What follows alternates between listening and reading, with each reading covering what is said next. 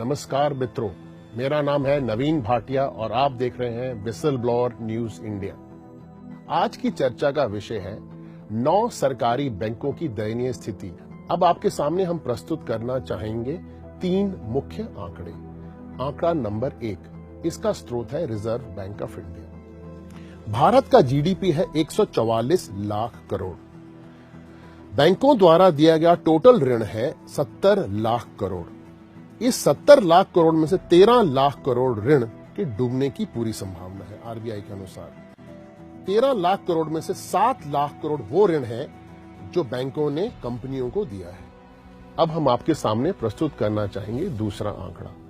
यह आंकड़ा यह बता रहा है कि 6 लाख करोड़ का जो ऋण बैंकों ने कंपनियों को दिया है वो कौन सी 10 बड़ी कंपनी है जिनको ये ऋण दिया गया है। सबसे ऊपर है भूषण स्टील, बैंकों द्वारा दिया गया ऋण 90,000 करोड़।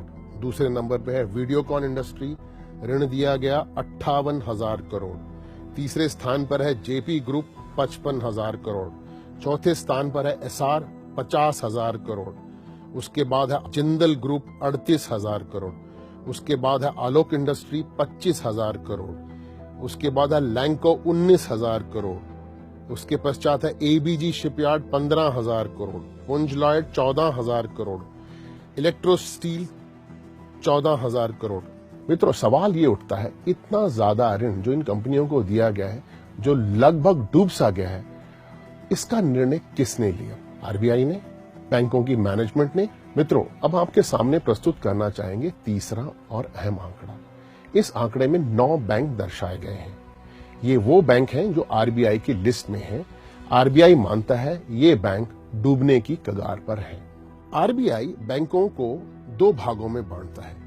बैंक जिनकी कैपिटल टू रिस्क रेशियो 7.75% होती है, उनको बैंक कहता है पीसीए, मतलब प्रॉम्प्ट करेक्टिव एक्शन, इस कैटेगरी में। दूसरी कैटेगरी है बैंक जिनकी कैपिटल टू रिस्क रेशियो 3.625% से नीचे होती है। बैंक उन बैंकों को कैटेगरी में रखता है क्लोज, यानी बंद कर दिए जाए ये बैंक, या इस बैंक का किसी दूसरे बैंक से विलय कर दिया जाए। आरबीआई की नोटिफिकेशन जो 13 अप्रैल 2017 को दी गई थी, उसमें 2 bank PCA prompt corrective action category में डाले गए। पहला बैंक है आईडीबीआई बैंक, दूसरा बैंक है यूको बैंक। इसका मतलब यह है कि ये बैंक अब किसी भी व्यवसायी या किसी भी कस्टमर को कोई भी लोन दे नहीं सकते।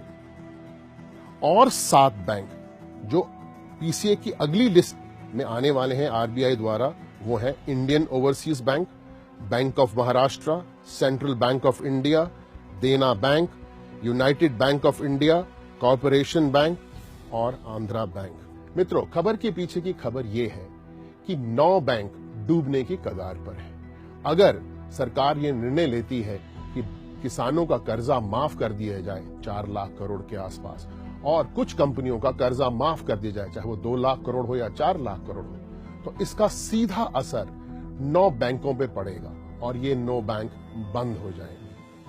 और वो कस्टमर जिन्होंने अपनी जीवन की जमा पूंजी, एफडी और चीजें इन बैंकों में लगा रखी हैं, उस पर क्या असर पड़ेगा, ये एक बहुत बड़ा सोचने का विषय है। मित्रों, देखते रहिए विसल ब्लोअर न्यूज इंडिया।